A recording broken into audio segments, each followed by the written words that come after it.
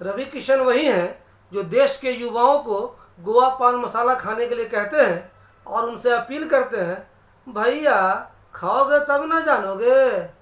रवि किशन के खुद के 4 बच्चे हैं, यानी कि जिसके खुद के 4 बच्चे हैं वो भी चाहते हैं कि भारत की आबादी कम हो और लोग कम बच्चे पैदा करें। जिनके खुद के 4, 5, 6, 7 और यहाँ तक के 8 बच्चे हैं वो भी चाहते हैं कि आबादी पर कंट्रोल किया जाए। जिनके घर शीशे के होते हैं उन्हें चाहिए कि वो दूसरों के घरों पर पत्थर न फेंकें। लेकिन उत्तर प्रदेश में इन दिनों कुछ ऐसा ही हो रहा है। उत्तर प्रदेश में जनसंख्या नियंत्रण कानून की पैरवी करने वाले जो भाजपा के एमएलए हैं उनमें से आधे ऐसे हैं जिनके बच्चे 3 या उससे अधिक हैं। किसी के 3 हैं, किसी के 4 हैं, किसी के 5 हैं, किसी के 6 हैं और किसी के 8 भी हैं। यानी जिनके खुद के 8 बच्चे हैं वो चाहते हैं कि जनसंख्या पर कंट्रोल किया जाए। जब भी देश में कहीं भी जनसंख्या से संबंधित कानून बनाने की बात होती है तो एक तो सबसे पहले मुसलमान उछल जाते हैं। वो ऐसा उछलते हैं जैसे पूरी दुनिया के बच्चे उन्हीं के हैं, पूरी दुनिया में आबादी के लिए वही जिम्मेदार हैं। वहीं दूसरी तरफ गैर मुस्लिम लोग जनसंख्या के ताल्लुक़ से मुसलमानों को ऐसी नज़र से देखते हैं जैसे मुसलमान के अगर बच्चे ज़्यादा हैं तो उन्हें वो खिला रहे हैं, वो उनके पैसे से पल रहे हैं। ये एक ऐसा जहन बना हुआ है लोगों का जिसे कंट्रोल करने की ज़रूरत है। ये सोचिए, ये कितनी मज़ाहिया बात है कि जो भाजपा जनसंख्या नियंत्रण कानून बनाना चाहती है उसके जो उत्तर प्रदेश में एमएलए हैं उसमें 83 ऐसे हैं जिनके 3 बच्चे हैं, 44 ऐसे हैं जिनके 4 बच्चे हैं, 15 ऐसे हैं जिनके 5 बच्चे हैं, जबकि 8 ऐसे हैं जिनके 6 बच्चे हैं। एक ऐसे भी हैं जिनके 7 बच्चे हैं जबकि एक के 8 बच्चे हैं। यानी जिनके खुद के 4, 5, 6, 7 और यहाँ तक के 8 बच्चे हैं वो भी चाहते हैं कि आबादी पर कंट्रोल किया जाए और उससे संबंधित कानून बन जाए। उत्तर प्रदेश में जनसंख्या नियंत्रण कानून की पैरवी करने वाले 304 विधायकों में से 152 के 3 से लेकर 8 बच्चे हैं।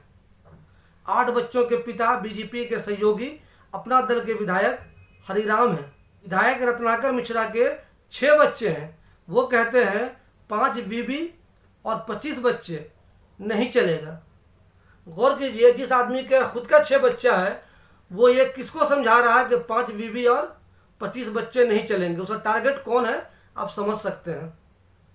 एनडीटीवी पर कमाल खान की रिपोर्ट के अनुसार नानापारा विधानसभा की बीजेपी विधायक माधुरी वर्मा को लगातार 6 बेटियां हुई। उसके बाद उनको बेटा की ख्वाहिश थी। इसके लिए वो ख्वाजा मोइनुद्दीन चिश्ती की दरगाह पे गई जहां उनको बेटा नसीब हो गया। यानी कि उनके 6 बेटियों के बाद एक बेटा, कुल मिलाकर हो गई 7 औलाद। मेरठ कैंट से बीजेपी विधायक सत्यप्रकाश अग्रवाल के 6 बच्चे हैं, लेकिन वो भी चाहते हैं कि 2 बच्चों वाला कानून बन जाए। एक दूसरे बीजेपी विधायक कृष्ण पासवान के भी 6 बच्चे हैं। यहाँ गौर करने वाली बात यह है कि क्या भाजपा वाकई में देश में जनसंख्या को रोकना चाहती है या वो सिर्फ जनसंख्या कहकर एक ख़ास मज़हब के लोगों को टारगेट करती है जिसका उसे पॉलिटिकल फ़ायदा होता है। लोगों के अंदर एक सोच बना दी गई है कि देश की जो आबादी ज़्यादा हो रही है उसकी वजह मुसलमान है। यही वजह से भाजपा को लगता है कि कानून बने नहीं बने, लेकिन इस तरह की बातें करके पॉलिटिकल फ़ायदा तो हासिल किया ही जा सकता है। जबकि ऐसी बहुत सारी रिपोर्ट आई है जिससे ये बात साबित होती है, बल्कि ख़ुद प्रधानमंत्री ने भी ये बात मानी है कि ज़्यादा आबादी किसी भी मुल्क के लिए नुकसानदेह नहीं है, बल्कि इससे उस मुल्क का फ़ायदा ही होता है। आज के नवभारत टाइम्स में देवेंद्र राज सुथार ने एक आर्टिकल लिखी है, बढ़ती आबादी को लेकर बदलना होगा नज़रिया। इस आर्टिकल में बताया गया है कि कम जनसंख्या किसी देश की प्रगति में एक समय में सहायक होती है, तो यही चीज़ आने वाले समय में देश की तरक्की में सबसे बड़ी बाधा भी बनती है। चीन को अपनी इसी तरह की समस्या का सामना करना पड़ रहा है। इसके चलते वो अब 1 और 2 चाइल्ड पॉलिसी से मुक्ति पाकर 3 चाइल्ड पॉलिसी की ओर बढ़ रहा है। बढ़ती उम्र की आबादी से जापान भी परेशान है। इटली में जन्म दर की गिरावट के कारण बच्चे के जन्म पर सरकार 70,000 रुपये तो देती ही है, घर और कारोबार शुरू करने में कई तरह की मदद भी करती है। यूरोपीय देश एस्टोनिया में जन्म दर बढ़ाने के लिए कर्मचारियों को पूरे वेतन के साथ 1.5 साल की छुट्टी दी जाती है। साथ ही 3 बच्चों वाले परिवार को यहाँ हर महीने 25,000 रुपये का बोनस दिया जाता है। सोचिए, एक ताज्जुब की बात है कि एक तरफ तो किसी देश में ज़्यादा बच्चे पैदा करने के लिए लोगों को छुट्टी दी जा रही है, पैसे दिए जा रहे हैं, उन्हें तरह तरह के ऑफ़र दिए जा रहे हैं, वही अपने देश भारत में उल्टा ये कहा जा रहा है कि जिनके ज़्यादा बच्चे होंगे उन्हें सुविधाएं नहीं मिलेंगी। 8 बच्चे वाला एमएलए बन गया, 7 बच्चे वाला एमएलए है, 6 बच्चे वाला एमएलए है। जिनके 11 बच्चे थे वो एक राज्य के मुख्यमंत्री बन गए। लेकिन ताज्जुब की बात यह है कि जिनके 2 से ज़्यादा बच्चे हो जाएंगे वो सरकार की मामूली स्कीमों का फ़ायदा नहीं उठा सकते। ये कौन सी ईमानदारी है? ये कैसा इंसाफ है? नवभारत के इस लेख में बताया गया है कि आम धारणा के विपरीत बढ़ती आबादी हमारी समस्या नहीं है, बल्कि सबसे बड़ी ताकत है। गलत अवधारणाओं ने भारत में मानव पतन को बढ़ावा दिया है। उन लाखों और जन्मे बच्चों के बारे में सोचें जो हमारी क्रूर परिवार नियोजन नीतियों के परिणाम स्वरूप मारे गए। इनमें से कितने तेंदुलकर, रहमान और सत्यजीत रे बन सकते थे।